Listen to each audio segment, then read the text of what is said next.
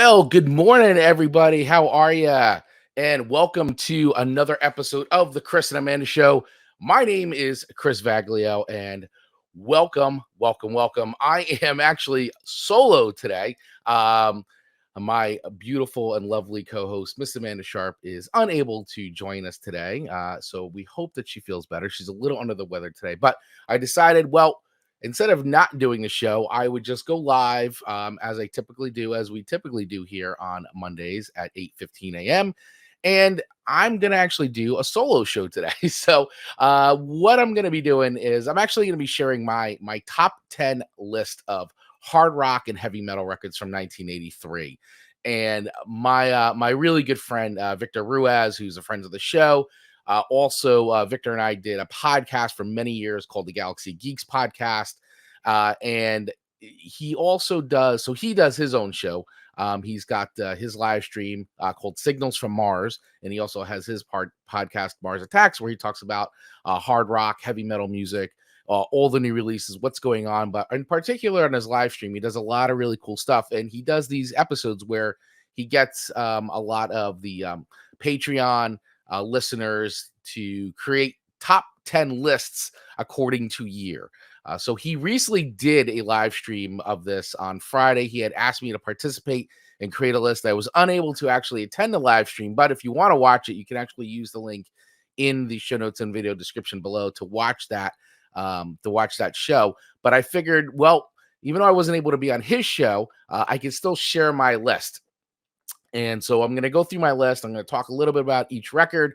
I'm not going to spend too much time on this because I don't want this to become a 2-hour show or anything like that. But so I'm going to go through my individual list, the ones that I shared with Victor. Of course, I also, if you follow us over on Instagram and TikTok, I did make a quick video of that and I put that up there. So some of you may already know this list. So I'm happy to share this with you. But if this is your first time listening to the Chris and Amanda Show, once again, I want to welcome you. Typically, I do the show with my amazing host, Miss Amanda Sharp. But as I said, she's a little under the weather today, so she's not going to be on this episode of the show. However, if this is your first episode, typically how the show works is Amanda and I share 3 songs for one another to rate and review on a sliding scale of 1 to 5 records, with 1 being a complete dumpster fire of a song and 5 being just music to our ears. It's going to be on every playlist we listen to and will be considered song of the year according to our standards. So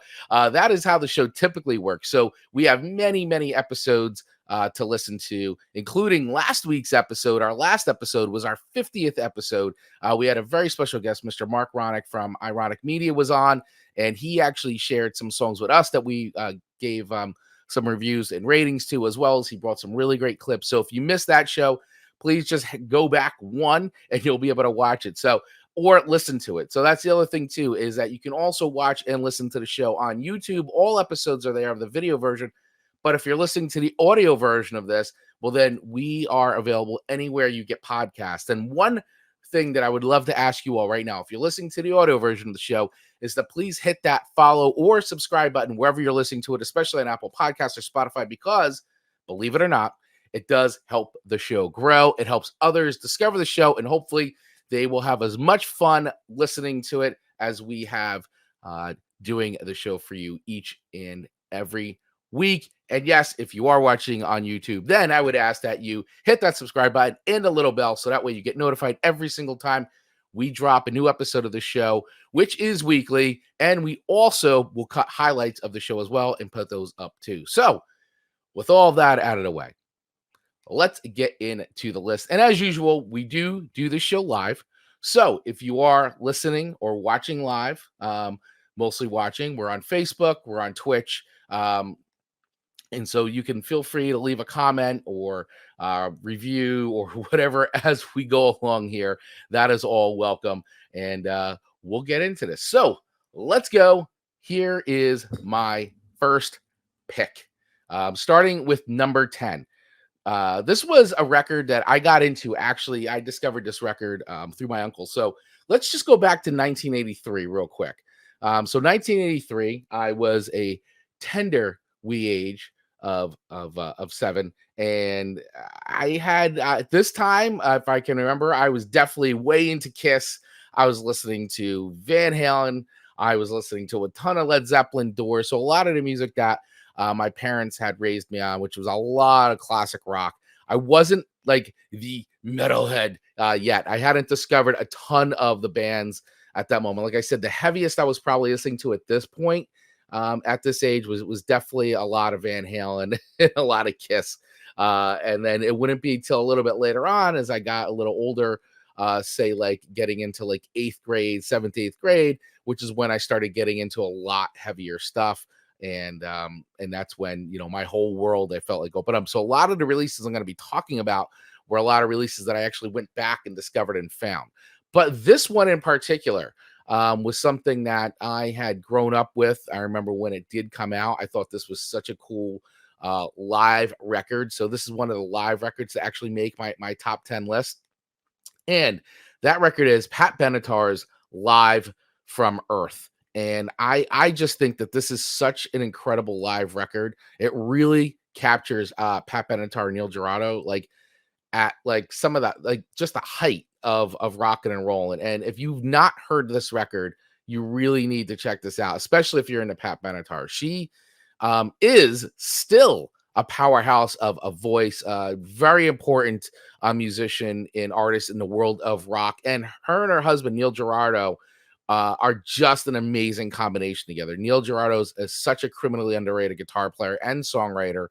And they had written, I mean, just go back and just scan the greatest hits of Pat Benatar, and you'd be like, geez, I can't believe how many hits they had. But this record's cool. So this was released October 15th, 1983. And it was recorded during Pat Benatar's Get Nervous World Tour in 1982 and early 1983.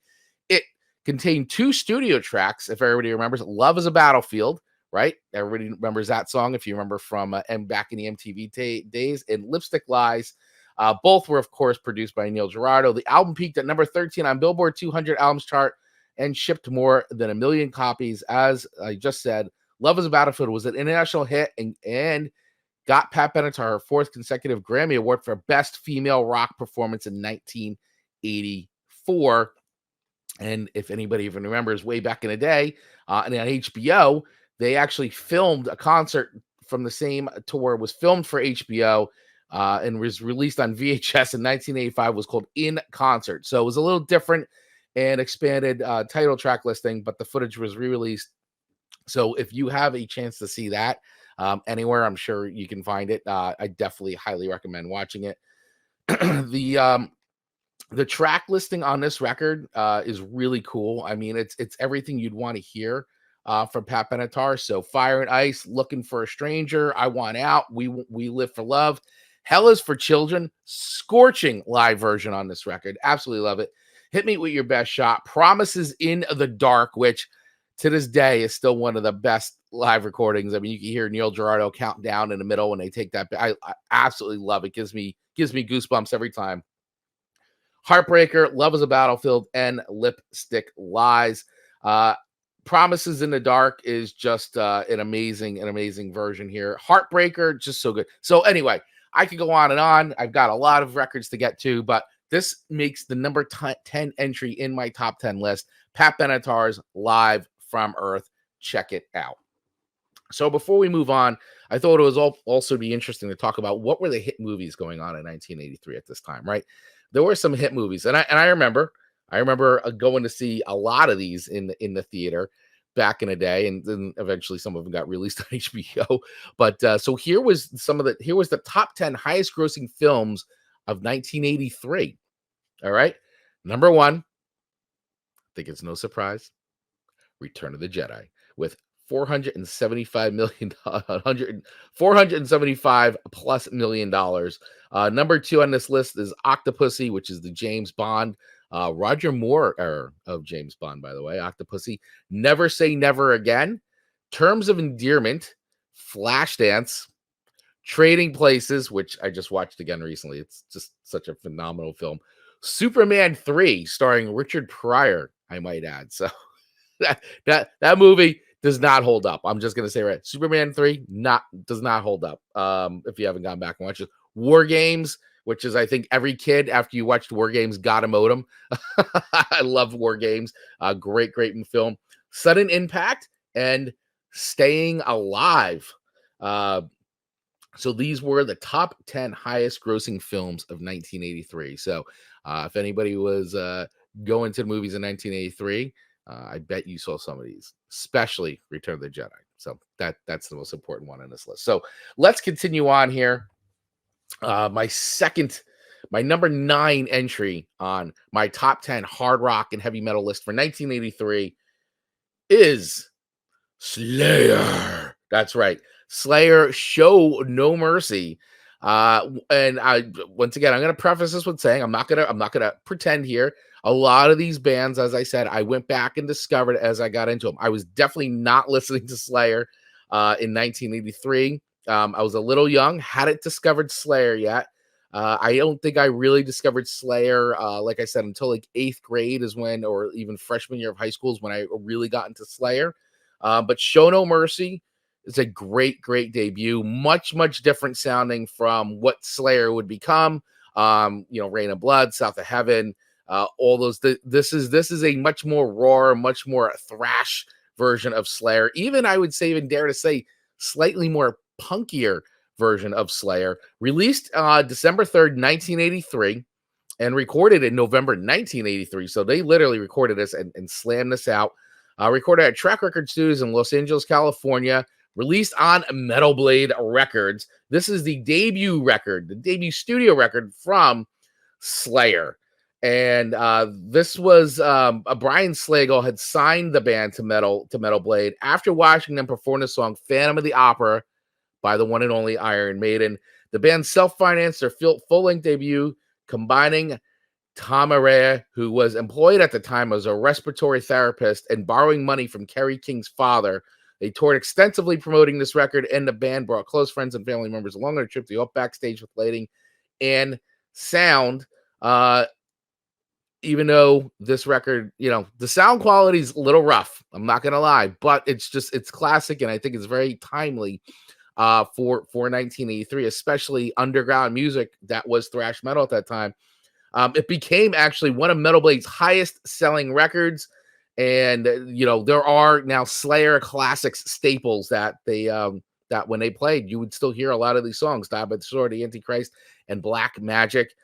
Great, like I said, great record, great debut record. I think it's interesting to listen to that, if you got into Slayer versus Rain and Blood, South of Heaven, any of the later releases, if you had gotten into them then and then worked your way back like I did, I think once again you'll hear and really appreciate the evolution and how Slayer basically came up with that Slayer sound. But you can hear it even early on. You could hear it in some of these songs, like especially Black Magic.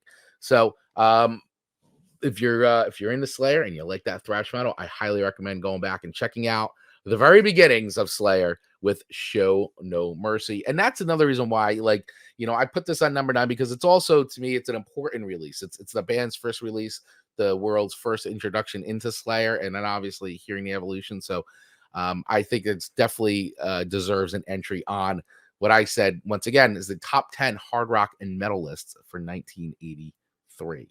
So let's keep going. And by the way, if there's anything that you think I'm leaving out on this list, please feel free to drop it in the comments below. I will bring it up here. Also, we do have a hotline, the Chris and Amanda hotline. Give us a call. Tell us how we're doing. Let us know. What did we leave on the list? What did we leave off the list? If you're listening to previous episodes of the show, we still want to hear from you. Leave us a voicemail, and we will play it here on the show live. Give us a call, 973-506-8009. That's 973-506-8009. And if you're calling outside of the United States, make sure you hit that +1. So that way, once again, you could leave us a voicemail and we will play it on the show. And if you like what you're hearing, well, maybe not this episode in particular, but if you like the Chris and Amanda show normally, when we do a normal show, you can also feel free to support us by heading over to our buymeacoffee.com /TCAS. That's buymeacoffee.com /TCAS. And feel free to use the links in the show notes and our bio below. All right. keeping this train moving along. My number 8 song on the top 10 hard rock and metal list of 1983 is Merciful Fate's Melissa. Now, Merciful Fate, definitely a band that I discovered much, much later in life. Well, I say later in life, I would say in high school.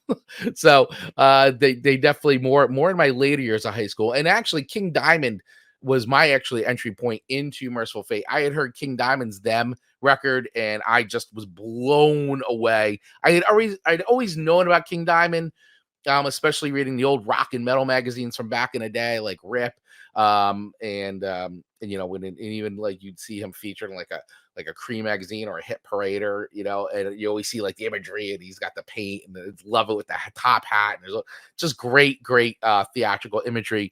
But I never really got into them until I heard them. When I heard them, I was blown away. And that actually got me to dive into more of King Diamond's catalog, and then obviously led me right down the path to Merciful Fate. And this is Merciful Fate's debut studio record, released October 30th. Actually, sorry. Yes, I take that back. Yes, released October 30th, 1983, recorded July 18th through the 29th in 1983 at Eagle Sound Recording in Copenhagen, Denmark. Released on Roadrunner Records, which is the first release by Roadrunner Records. So Roadrunner Records would become a powerhouse in hard rock and metal music as far as a label goes, but this was their first release. It's also the first official release in the United States through Megaforce Records, and this was a highly sought after record when it came out because it wasn't officially available in the United States for a little bit. So there was a lot of bootlegs of this one laying around until they finally got released in the United States through Megaforce Records. This is definitely, if you've never heard Merciful Fate, if you've never heard King Diamond before, it's definitely an acquired taste, I would say. They're unique. They kind of created a whole style. But I would say, too, that Melissa and Merciful Fate, this record is important in definitely the black metal and extreme metal scene as sort of like the landmark record that influenced all those bands that then take it to a much more extreme level later on. For any Ghost fans out there, especially early Ghost, they have gotten compared a lot to Merciful Fate back in the day. And they had a lot of Merciful Fate kind of sound and stylings and things like that. So you'll hear a lot of comparisons. Even Ghost's like kind of image, like I said, very early on, a lot of comparisons to Merciful Fate. So if you really want to go back to the core of things and find out where certain sounds came from, Merciful Fate's Melissa is a great place to start. It's really, and I listened to this again recently. It's a very, very well done record, and it's a lot catchier than you think it would be. So don't compare it to some of the more extreme metal that's out there now. It definitely has a lot of rhythm and melody to it, and just going back to the time in 1983, there really wasn't much out there that sounded like this. I mean, they were very influential and very different and unique for that time. Now it seems like, oh, I've heard this 1,000 times before, but in 1983, there were not many bands that I can even think of that were doing sort of this sound. So go back, check it out. My favorite song off this record is, of course, the classic Melissa. So definitely check out Merciful Fate's Melissa. Now it's funny, my number 7 and my number 6 are sort of back to back in the way of they share a common band, and that band is Black Sabbath, right? So in 1983, Black Sabbath had released, which I actually love this record. I really do. And going back and listening to it, I think it's even, I don't know, I feel like it holds up. That's just my opinion.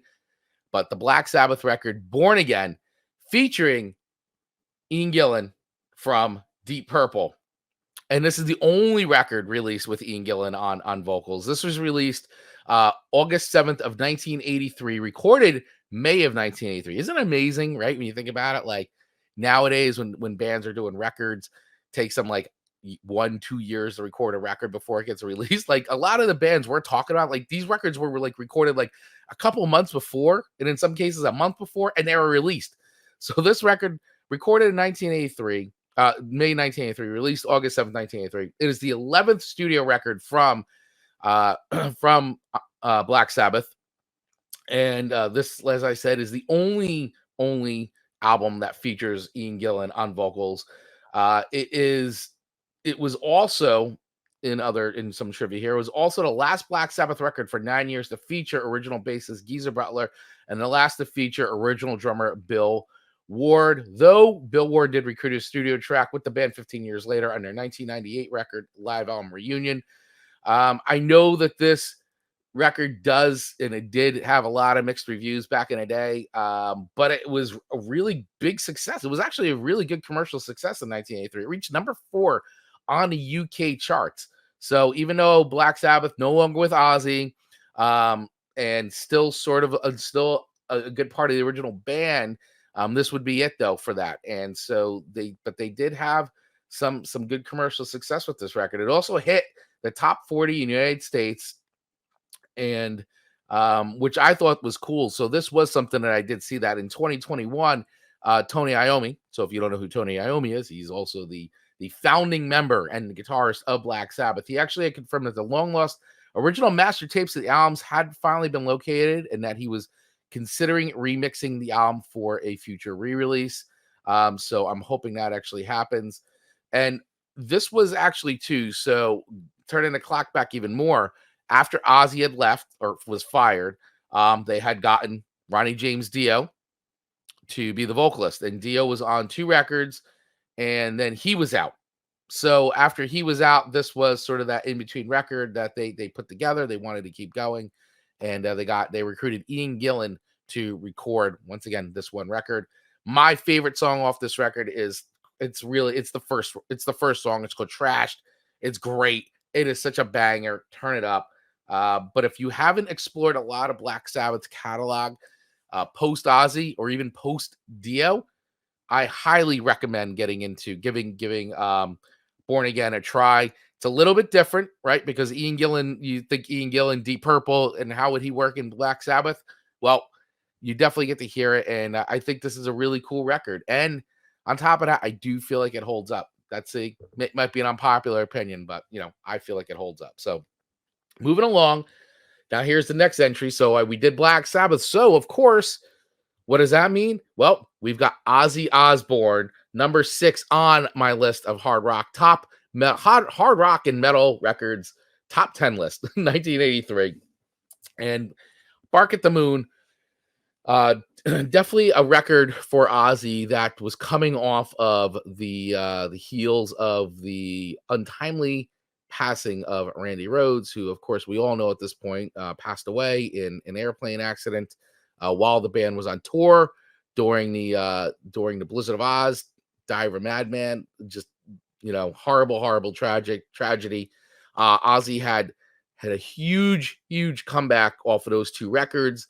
And then after Randy Rhoads died, who is absolutely irreplaceable, Ozzy knew that he wanted to keep going, or figured he wanted to keep going, and he did a few things. I mean, he released Speak of the Devil, which is a phenomenal live record, by the way, featuring Brad Gillis on guitar, doing a lot of Black Sabbath tunes. But this record in particular, this was Ozzy's kind of getting back to it again. And Bark at the Moon is kind of it's the official 3rd studio record released from Ozzy, and features the first appearance of Jakey Lee on guitar. Now, Jakey Lee, Randy Rhoads, completely different styles of guitar player. But man, I love Jakey Lee's playing, and I love his playing on this record, and then also the record after this, which is Ultimate Sin. Bark at the Moon, that song, I mean, listening to the solo and the riff is just insane. And I had had a chance to see Jakey Lee a few years back when he was doing a Red Dragon Cartel. I saw him at a club in New Jersey. Really small club, really awesome though, really intimate venue. And I got to see him, and he played Bark at the Moon. And watching him play that solo, was really phenomenal. Like being right there, watching him rip it was great. So this was actually another commercial success for Ozzy. So it was nice that, he came back. They wrote a solid record. I think this record is great. And also, I feel like the production on this record was definitely a step up from Blizzard of Oz and Diary of a Madman. This reached number 9 on the Billboard chart. Number 19 on the Billboard chart. And within several weeks of its release, it was certified gold for over 500,000 sales in the US. To date, it has sold over more than 3 million copies in the US, and in the UK. It was a third. It was the third of 4 Osbourne albums to attain silver certification, 60,000 units sold, and that was achieved in January 1984. This record had some couple like weird remasters. It was in 1995, and then a different mix in 2002. But I like the original production on this record. I know a lot of the remastering is to like get it more up to like current standards, things like that. But I really love the original production of this record. I think it sounds great. Also, it featured Tommy Aldridge on drums for the first time. Now, Tommy Aldridge was a touring drummer with Ozzy during those Blizzard of Oz and Diamond Madman years. On speak of it, and so but he wasn't on those recordings. So this was actually the first recording that Tommy Aldridge played drums on, and you can definitely hear the difference in the drumming style. I think Tommy Aldridge is a great drummer. So I think all that, and of course, like I said, Jakey Lee was the featured guitarist on this. Who, unfortunately, him and Ozzy did not have a very good parting of ways, but they did create two what I think are very incredible records from back in the day: "Bark at the Moon" and "The Ultimate Sin." So this was released actually on my anniversary, November 15th, 1983. And it was recorded in 1983 at Ridge Farm Studios in Rusper, England. "Bark at the Moon," phenomenal record and great track. One of my favorites. So moving the list right along. And once again, for anybody watching or listening live, please feel free to drop some comments in the chat. Happy to answer any questions. Or, once again, if you feel like I'm leaving anything off the list, let me know. Because, I mean, this is my list, but, I'm always interested to see what other people would like to have on their list as well. I think it's pretty cool. So, all right, "Holy Diver" by Dio. So if we're talking about Black Sabbath, right? We started with Born Again, Ian Gillan. Talked about Ozzy Osbourne, and I have Dio's "Holy Diver" record on this list. So you've got 3 Black Sabbath vocalists in a row, not by design, but I think by record quality. This is where I feel like they're appropriate on the list. And as much as I love "Bark at the Moon," I love "Holy Diver." I think this is a great record. Ronnie James Dio. This is Ronnie James Dio's first solo record after he left Black Sabbath, and Vinny Appice, who was also the drummer in Black Sabbath during those Dio days, had joined him on this solo band. They put this together. They had former Rainbow bass player Jimmy Bain on bass. So if anybody's a big Rainbow fan like I am, I loved Rainbow, Richie Blackmore, Dio. So he had Jimmy Bain on bass here, and we had Vivian Campbell, who enormous talent. This was one of his first records that he was sort of featured on, like a real featured player, and he was in Dio's band, and this just solid record all around. I mean, the track listing on this record is great. Let's just go through it. So "Stand Up and Shout," "Holy Diver," "Gypsy," "Caught in the Middle," "Don't Talk to Strangers," "Straight Through the Heart," "Invisible," "Rainbow in the Dark," and "Shame on the Night." This record is chock full of just amazing classics, which you still hear on the radio to this day. I mean, you even have bands still covering it, like Killswitch Engage, doing "Holy Diver." You've even got Hailstorm, who did "Straight Through the Heart" as a cover, which was great. So Dio, God bless him. He's no longer with us, but this record, his music is great. And these first few records that Dio recorded as a solo artist, I just think are just phenomenal pieces of rock and roll and rock history. And always, Dio always got a bad rap, always kind of being like, he's a very theatrical guy and kind of with the imagery, and he got wrapped up into a lot of the Satanic Panic stuff. But honestly, it's all false. And if you listen to a lot of Dio's lyrics, it's a lot. I mean, if you take these lyrics, I mean, you could honestly say that like, any of these other, like even positive hardcore bands, like even like Hatebreed or something could have used these lyrics. They're such positive lyrics and all about believing in yourself and following your dreams and being who you are. Just awesome stuff. So recorded in 1983, released May 25th, 1983. "Holy Diver," Dio. Check it out. Favorite song on this record? Definitely the classic "Rainbow in the Dark," for sure. One of my all-time favorites. 1983's "Pyromania." That was the record that got me into the band. Favorite song on there? "Photograph," "Rock of Ages." Great songs. If you remember, MTV had the 3 videos for "Foolin'." Rock of Ages, Photograph, always playing on MTV. Absolutely phenomenal record. And it was the record that really, really launched the band to the stratosphere. After that tour was when drummer Rick Allen got into a car accident and he lost his arm. And that was when the band went on hiatus. Rick Allen relearned how to play the drums and he came back and created Hysteria, which everybody knows at this point was like a monster record. But before that, they had Pyromania, which was truly a rock and roll, just fantastic record. Absolutely love it. So I don't know if there's too much more to say about Pyromania. Just a huge, huge rock record. So go check that out. If you've never listened to Pyromania, I'm sure you've heard songs off of Pyromania. Just a phenomenal record. So check that one out. All right. Coming in at number 3 on my list of hard rock metal releases from 1983, Peace of Mind by Iron Maiden. Iron Maiden was one of the bands that I did get into very, very young. I remember when MTV first launched, they used to play Run to the Hills all the time. That music video was always on, Run to the Hills, on MTV, very, very early MTV. So I got into them during that time. So that was my first entry into Iron Maiden.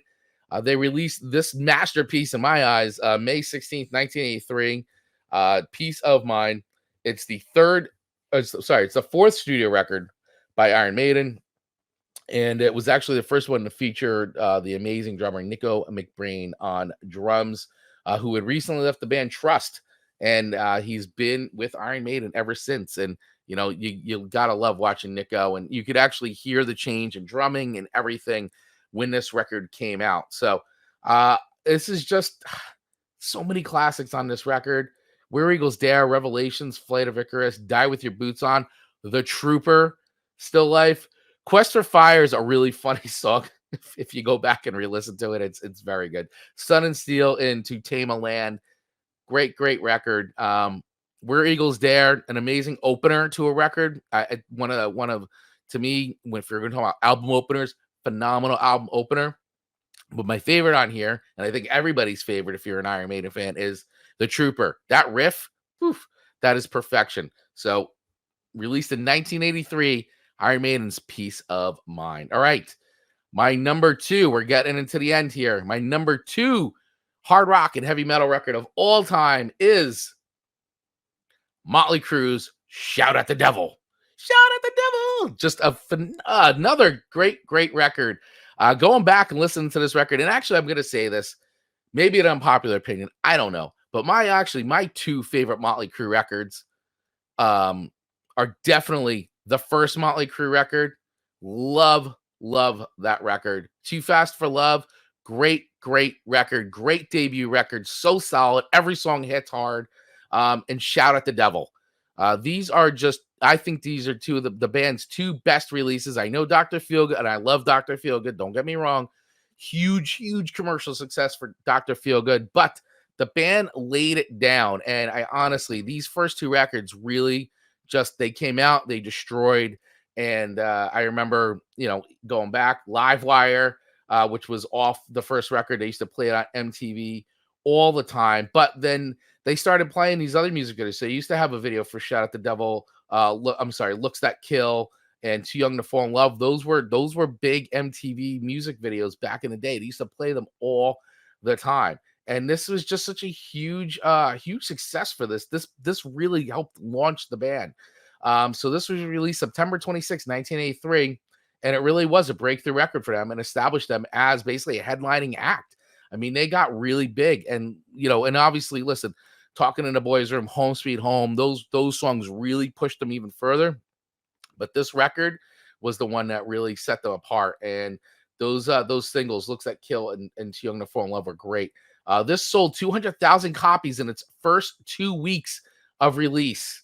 And it's always funny because, Motley Crue throughout the years, they always changed up their look, which was also kind of really cool from like marketing perspective. But in this version of Motley Crue, they had a big pentagram on the record and they were going for more of that devil worshiping look and all that kind of stuff. So it definitely was something that created a lot of controversy. Once again, satanic panic, heavy metal is going to kill your kids and all that stuff. So they fed right into it with this record. And I think that also helped, to be honest with you, to help kind of push them into the stratosphere a lot more with this record. But it is a solid record overall. I mean, I go back, listen to this, a lot of good songs on here. I mean, Knock 'Em Dead Kid, 10 Seconds to Love, I mean, just so many good records. Red Hot, one of my favorite records off this record. That you can't beat that. The double drum, it's just great. So love this record. That's why it sits at number 2 for me, for sure. Like, hands down, one of the best releases from 1983. And here we go. My number 1 record of 1983, which, once again, I'm going to admit, I'm not going to sit here and pretend that I got into this when I was 7. So this was, I worked my way backwards when I found this band. But my number 1 record of 1983 is Kill 'Em All by Metallica. And we talk about records and think about 1983, think about Metallica back then. This was their debut record. It was released July 25th, 1983 on an independent label, Megaforce Records. And it's just, they recorded this for like $15,000. And you think about the songs that are on here and what Metallica would become, and you hear a lot of it here. Dave Mustaine was still in the band at this time, of course. The maestro himself, Cliff Burton, was still around at this time, very much so. And it's just, it's so hard to put it into words, but it is a wonderful record. I mean, it's a phenomenal debut by a band, very ferocious. Love this record. And I'll say, my entry point, everybody has an entry point for Metallica, right? So my entry point for Metallica was Master of Puppets. That was the record I got into first, and then Justice for All was my second, and then I started working my way back through the catalog, Ride the Lightning, and of course Kill Them All.